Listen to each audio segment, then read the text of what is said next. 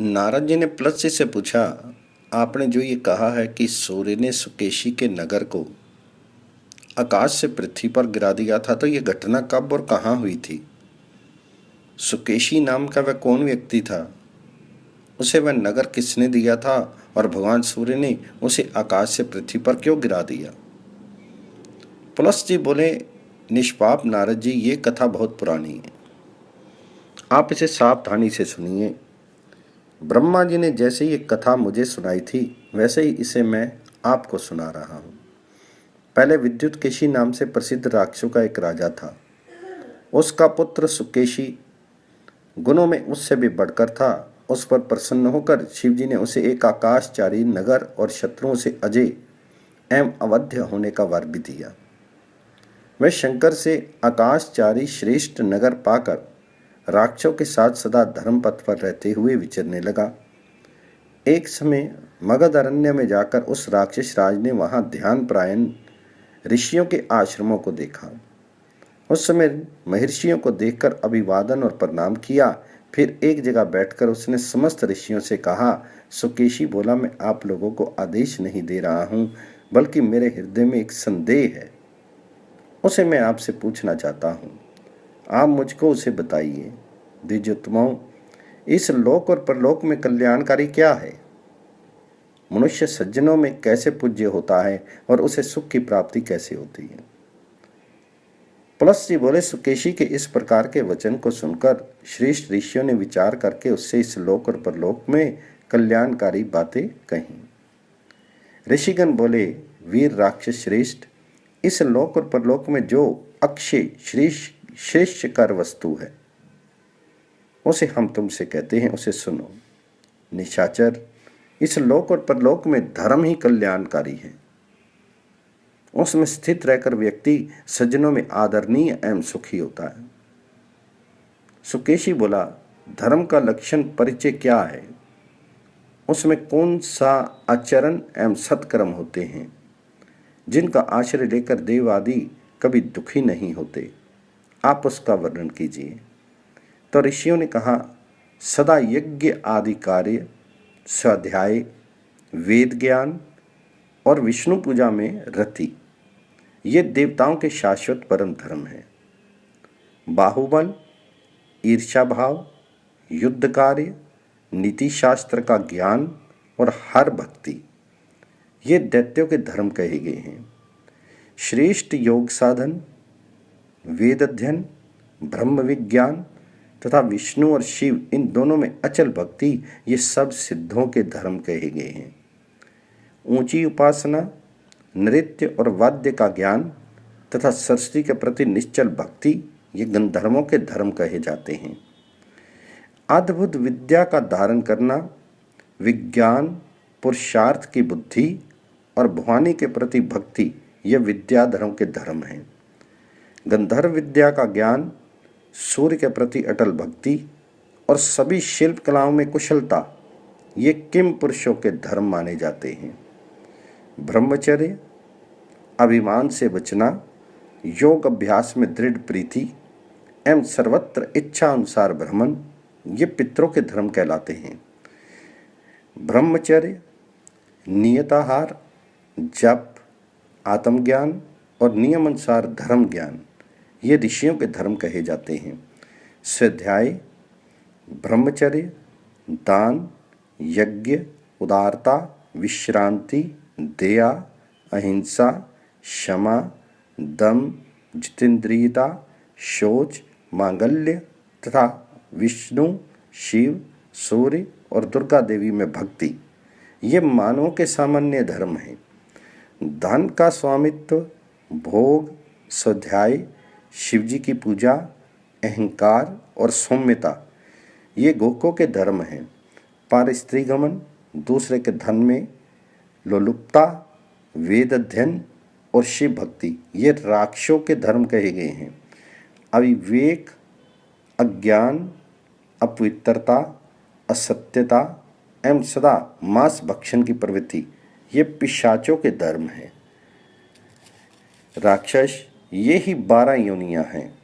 पिता में ब्रह्मा ने उनके ये 12 गति देने वाले धर्म कहे हैं। सुकेशी ने कहा, आप लोगों ने जो शाश्वत एवं अव्यय 12 धर्म बताए हैं, उसमें मनुष्यों के धर्मों को एक बार पुनः कहने की कृपा करें। तो ऋषियों ने कहा, निशाचर, पृथ्वी के 7 द्वीपों में निवास करने वाले मनुष्य आदि के धर्म को सुनो। ये पृथ्वी 50 करोड़ योजन विस्तार वाली है और ये नदी में नाव के समान जल पर स्थित है। सज्जन श्रेष्ठ, उसके ऊपर देवेश ब्रह्मा ने कर्णिका के आकाश वाले अत्यंत ऊंचे सुमेरु गिरु को स्थापित किया है। फिर उस पर ब्रह्मा ने चारों दिशाओं में पवित्र प्रजा का निर्माण किया और द्वीप नाम वाले अनेक स्थानों की भी रचना की है। उसके मध्य में उन्होंने जम्बू द्वीप की रचना की है।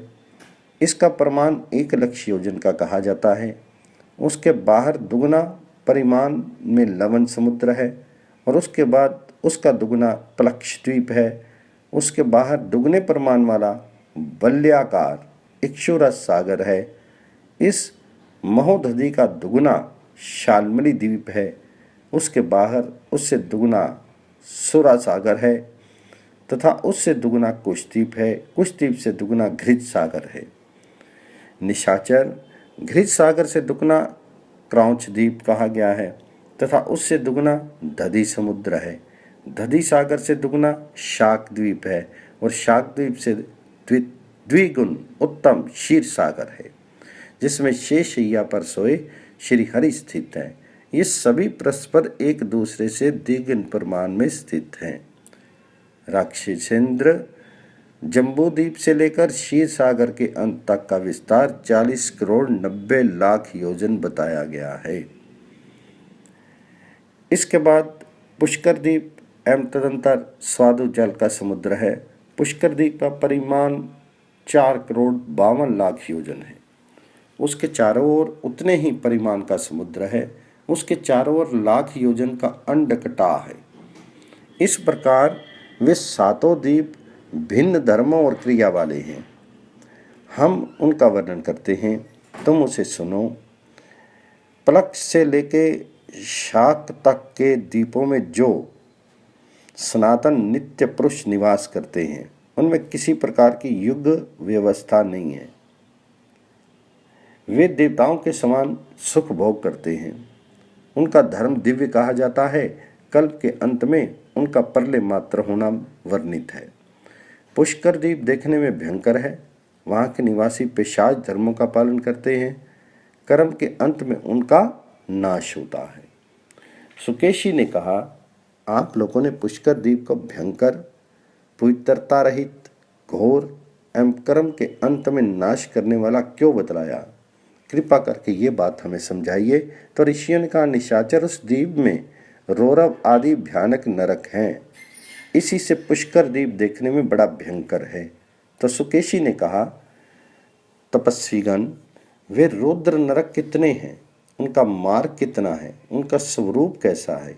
तो ऋषियों ने कहा, राक्षस श्रेष्ठ, उस समस्त रौरव आदि नरकों का लक्षण और प्रमाण सुनो।